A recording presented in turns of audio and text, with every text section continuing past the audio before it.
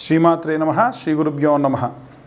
2025 నూతన ఆంగ్ల సంవత్సరంలో కర్కాటక రాశి వారికి సంబంధించి ఎలా ఉందో ఇప్పుడు మనం తెలుసుకుందాం. కర్కాటక రాశి వారికి ఈ ఆంగ్ల సంవత్సరంలో చాలా శ్రమ చేయాల్సినటువంటి పరిస్థితి అధికంగా కనిపిస్తూ ఉంది. అంటే అంతా కూడా సుగమంగానే ఉంది. నిజం చెప్పాలంటే ఉన్న ద్వాదశ రాశుల్లో కూడా కర్కాటక రాశి వారికి అన్ని రకాలుగా కూడా బాగుందని చెప్పొచ్చు. కానీ కేవలము ఈ యొక్క ద్వాదశ రాశుల్లో కర్కాటక రాశి వారికి అధికమైనటువంటి శ్రమ, ఒత్తిడి, వీటికి సంబంధించి ఇబ్బంది బాగా కనిపిస్తుంది. మీరు చాలా కృషి చేస్తే కానీ మీకు ప్రతిఫలం అనేది దక్కదు. ఇక ప్రత్యేకంగా ఈ కర్కాటక రాశి వారికి సంబంధించి మనం చూసినట్టయితే ఎలాంటి వాతావరణంలోనైనా సరే ఖచ్చితంగా ఇమిడిపోయేటువంటి జాతకులు, అంత ఇబ్బంది పడేటువంటి వారు కాదు. కాబట్టి వీలైనంత వరకు కూడా ఈ కర్కాటక రాశి వారికి సంబంధించి ఈ యొక్క 2025 సంవత్సరం అంతా కూడా దుర్గా ధ్యానాన్ని చేయండి. కాళీ టెంపుల్కి వెళ్ళండి. వీలైతే హైదరాబాద్లో ఉన్న వాళ్ళైతే కనుక అర్ధనారీశ్వర స్వామి టెంపుల్ ఉంది, వెళ్ళండి. ప్రతి శనివారము కూడా వీలైనంత వరకు కూడా సింధూరాన్ని ధరించండి. సింధూర ధారణ విపరీతమైనటువంటి శక్తినిస్తుంది. మీకు కావాల్సింది ఏంటంటే అనుకున్న రిజల్ట్ రావాలి, ఆ రిజల్ట్ చాలా బాగుండాలి. దానికి ఏం చేయాలి? సింపుల్, విపరీతమైనటువంటి కష్టపడాలి. మీరు కష్టపడుకుంటే మీకు రిజల్ట్ రాదు. కాబట్టి విద్యార్థులైనా, ఉద్యోగులైనా, ఇతరత్ర ఇంకా ఏ వర్గానికి సంబంధించిన వారైనప్పటికీ చేయాల్సినటువంటి పనులన్నీ కూడా ఇవే, ఇంతకు మించి ఇంకేమీ లేవు. అయితే ప్రత్యేకంగా ఏవైనా సరే ఇంకా మేమేమైనా దర్శనం చేయడం వల్ల, క్షేత్ర దర్శనం చేయడం వల్ల మంచిది అనుకుంటే పూరీ జగన్నాథ స్వామి వారి యొక్క దర్శనం మీకు చాలా చాలా శ్రేయస్సుకరం. ఎందుకంటే వేరే రాశుల వారి కంటే కూడా ఈ కర్కాటక రాశి వారికి సంబంధించి ఇన్ని రకాలైనటువంటివి చెబుతున్నారు అని అంటే, ఇప్పుడు మన చేతిలో ఏదైనా సరే మనం చేసేటువంటి పనుల వల్ల మంచి జరిగేది ఉందనుకోండి, చేయడం మంచిదేగా. అనవసరంగా దాన్ని ఆపడం ఎందుకు అనేది నా ఉద్దేశం. కాబట్టి కర్కాటక రాశి వారు ముత్యం ధరించండి, ముత్యం మెళ్ళో వేసుకోండి, చాలా మంచిది.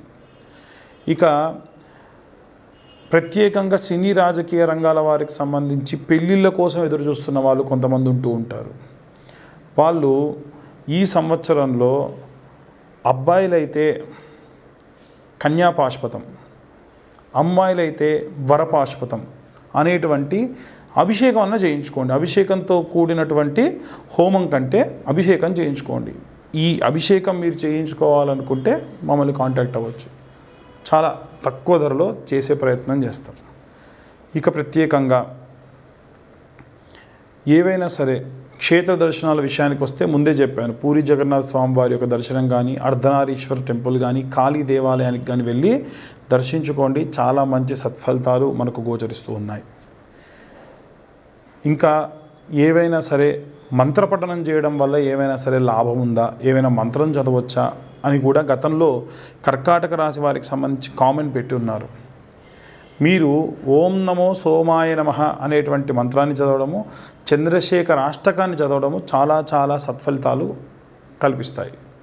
ఇక ప్రత్యేకంగా గ్రహ సంచారం మారడం వల్ల రవి, అలాగే గురు, శని, రాహుకేతు గ్రహ సంచారం వల్ల ఎలాంటి మార్పులు ఉంటాయి, దానివల్ల ఎలాంటి మంత్ర పఠనం చదివితే మంచిది, విద్యార్థులు ఏది చదివితే మంచిది, ఉద్యోగులు ఏది చదివితే మంచిది అనే విషయానికి వస్తే ఇప్పుడు మనం తెలుసుకుందాం.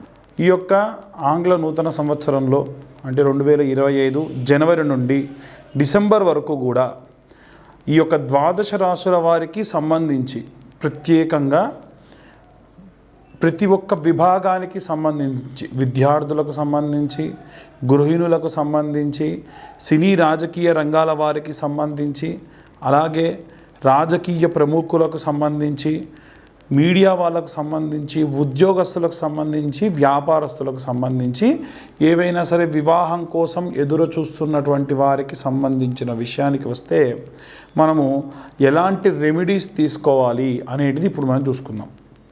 ముఖ్యంగా ఈ యొక్క 2025వ సంవత్సరంలో శని, గురు, అలాగే రాహుకేతుల యొక్క గ్రహ స్థితి మార్పు అనేటువంటిది ఏర్పడింది. అయితే ప్రతీ నెల కూడా గ్రహ సంచారం అనేటువంటిది మారుతూనే ఉన్నప్పటికీ ప్రత్యేకంగా ఈ యొక్క 4 గ్రహాల మార్పుల వల్ల విద్యార్థులకి కానీ, సినీ రాజకీయ రంగాలు, ఉద్యోగస్తులు, ఇతరత్ర ఇందాక మనం చెప్పుకున్న వాళ్ళందరికీ కూడా సంబంధించి ఏమేం చేయాలి, ఎలాంటి రెమెడీస్ పాటిస్తే బాగుంటుంది అనేటువంటి చూద్దాం. మొట్టమొదలు నా యొక్క వీడియోస్ వేరే దేశంలో ఉన్నటువంటి వారు కూడా చూసి మాకు కాల్ చేసి మమ్మల్ని చాలా ఆప్యాయంగా మాట్లాడిన అందరికీ కూడా మొట్టమొదలు ధన్యవాదాలు. ఇంతగా నన్ను ఆదరిస్తున్నటువంటి ప్రజలందరికీ, అలాగే ఈ యొక్క యూట్యూబ్ ఛానల్ వారికి కూడా నా యొక్క నమస్కారాలు. విద్యార్థుల విషయానికి వస్తే నీలా సరస్వతి స్తోత్రం అని ఉంటుందండి. కాస్త 8 స్తోత్రాలు ఉన్నప్పటికీ పిల్లలతోని ఈ సంవత్సరంలో వీలైతే నెలలో ఒక్కసారి మూలా నక్షత్రం వచ్చినప్పుడు నీలా సరస్వతి స్తోత్రము అని ఉంటుంది. ఆ స్తోత్రాన్ని చదివిపించండి. వీలైతే యూట్యూబ్లో ప్లే చేసి వాటితో అనుగుణంగా పిల్లల్ని చదివించండి. దానివల్ల చాలా చాలా మంచి ఫలితాలు విద్యార్థులకి లభించడం జరుగుతుంది. ఇక ప్రత్యేకంగా ఉద్యోగస్తుల విషయానికి వస్తే ఉద్యోగస్తులు కానీ, అలాగే గృహిణులకు సంబంధించిన విషయానికి వస్తే, అయితే ఉద్యోగస్తులందరికీ సంబంధించిన విషయానికి వస్తే చాలామంది అయ్యా మీరు పలానా ఐటీ సెక్టార్ వాళ్ళకు సంబంధించో, ప్రభుత్వ ఉద్యోగాలకు సంబంధించో వారి గురించే చెబుతున్నారు. అందరూ ఉంటారు కదా ఉద్యోగులు అంటే, చిన్న స్థాయి ఉద్యోగులు కూడా ఉంటారు కదా అంటున్నారు. ఇది ఖచ్చితంగా నిజమండి. కాబట్టి ఈ అన్ని రకాలైనటువంటి అన్ని వర్గాల వారికి సంబంధించిన ఉద్యోగులు ప్రతిరోజు కూడా ఏదైనా సరే మంత్రపఠనం చేయడం వల్ల వాళ్ళకు పాజిటివ్ ఎనర్జీ వస్తుంది.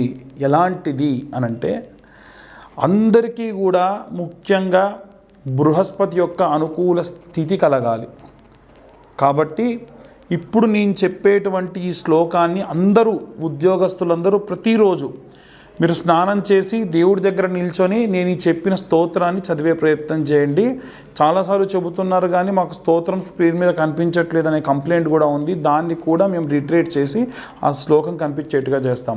దేవనాం చ ఋషీనాం చ గురుం కాంచన సన్నిభం బుద్ధిమంతం త్రిలోకేశం తం నమామి బృహస్పతిం. మరొకసారి చెప్తున్నా అండి. దేవనాం చ ఋషీనాం చ గురుం కాంచన సన్నిభం బుద్ధిమంతం త్రిలోకేశం తం నమామి బృహస్పతిం. ఈ మంత్రాన్ని పఠనం చేయడం వల్ల ఉద్యోగస్తులందరికీ కూడా చాలా చాలా పాజిటివ్ ఎనర్జీ అనేటువంటిది వస్తుంది. దత్తాత్రేయ స్వామి క్షేత్రాన్ని నెలకొక్కసారన్నా దర్శనం చేయండి. దత్త దర్శనము మీకున్నటువంటి ప్రెషర్స్ని, మీకున్న విపరీతమైనటువంటి ఆ యొక్క మానసికమైనటువంటి ఒత్తిడి నుండి బయటపడేసేటువంటి విగ్రహ దర్శనం, ఆ విగ్రహం నిదర్శనం. అయితే ఇక గృహిణుల విషయానికి వస్తే చిన్న మంత్రం అమ్మ.